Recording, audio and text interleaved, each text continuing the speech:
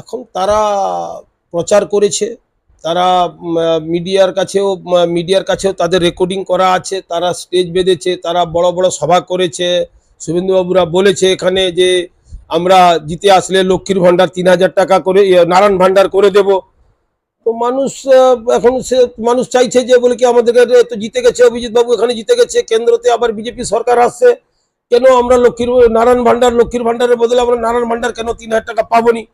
তারা হয়তো গেছে, তাদের নেতাদের সঙ্গে যোগাযোগ করতে গেছে, পাবলিক যোগাযোগের কাছে কোনো সুরা পায়নি, হয়তো সেই রকম কোনো পোস্টার তারা কোনো মেরেছে। এটা তৃণমূল কোনো উদ্দেশ্য প্রণীতভাবে এভাবে কাজ করেনি। তৃণমূল বলেছে যেটা সেটা কাজ করেছে। এরা তো নারায়ণ ভাণ্ডার বলেছে, এরা ঘর আটকেছে, 100 দিনের কাজ বন্ধ করেছে। মানুষ বুঝতে পারবে, বললাম না, মানুষ এত পোস্টার পড়ছে, এবারে মানুষ ওদের বাড়িতে গিয়ে বসে থাকবে লাইন দিয়ে, ওদের নেতাদের বাড়িতে বসে থাকবে, কেন কথা দিয়েছে। আর আমরা যেটা কথা দিই আমরা সেটা কাজ করে প্রমাণ করে দিয়েছি। একজনও এসে বলতে পারবেনি যে কথা দিয়ে আমাদেরকে কথা রাখতে পারেনি। তারা তো প্রকল্পই নাই, তারা প্রকল্প নেই। আমাদের একটা প্রকল্পতে আজকে নয় কালকে আমরা করব, একটু দেরি কম আগে পিছিয়ে হতে পারে।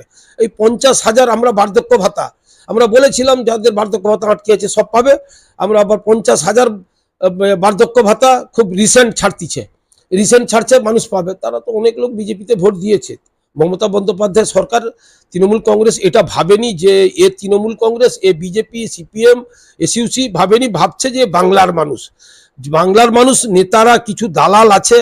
নেতারা যতই তৃণমূল কংগ্রেসকে কালিমা লিপ্ত করুক না কেন, তৃণমূল কংগ্রেসের নেত্রী একটাই জিনিস জানে যে বাংলার মানুষ, আমি সকলেরই কাজ করব, বাংলার মানুষ সবাই আমারই লোক।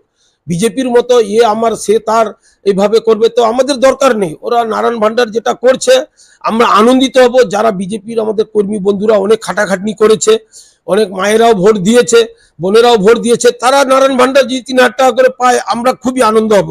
তৃণমূল কংগ্রেসকে দেবার দরকার নেই, তাদের আগে লোককে দিক, চাকরি তাদের লোককে দিক, আর দেশের আমার বেকারত্ব দূর হবে। যেখানে যেখানে মনে করবে সেখানে তারা কাজ করুক, আমাদের সেখানে নেই। আমরা সারা ময়নার মানুষের জন্য আছি। আমরা ময়নার টোটাল ডেভেলপ থেকে ব্যক্তিগত উপকারদায়ী প্রকল্প যত আছে যতটুকু পারবো আমাদের তৃণমূল কংগ্রেসের পক্ষ থেকে আমরা সহযোগিতা করব। আমি ময়না পঞ্চায়েত সমিতির সভাপতি হিসাবে সকলেরই পাশে থাকার আমি অঙ্গীকার এটা করছি যে আমি প্রত্যেকেরই কাজ করব।